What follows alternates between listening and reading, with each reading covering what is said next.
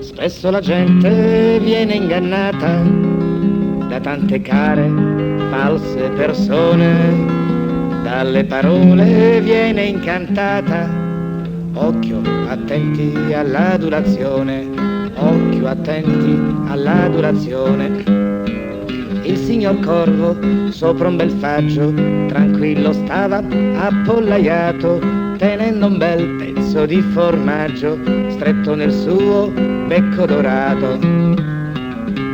Fu attirata da quell'odorino una signora impellicciata, era la volpe del bosco vicino, giovane e bella, tutta argentata, e al Corvo disse suadente: quanto siete bellino, siete molto attraente, se per caso il vostro gorgheggio assomiglia al vostro piumaggio, voi siete il più bell'animale del bosco.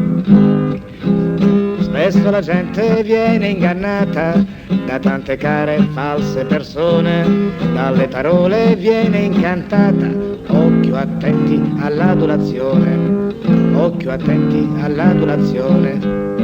Sentendo queste parole belle, il Corvo si sentì ammirato e non ci stava più nella pelle e incominciò a cantare beato. Cantando aprì il suo becco dorato ed il formaggio giù se ne andò. La volpe al volo l'aveva afferrato e in un boccone se lo mangiò. Tutti lo sanno, ma il Corvo no, che la legge di gravità è una legge dura, però se lui fosse stato più saggio non avrebbe perso il formaggio e avrebbe gustato un bel bocconcino. A questo punto la volpe volpone gli disse: sai, l'adulatore vive alle spalle del credulone e in questo sono un gran professore. Questa è una grande lezione, coraggio, me l'hai pagata già col formaggio. Questo è un errore di gioventù, giura il Corvo non accadrà più.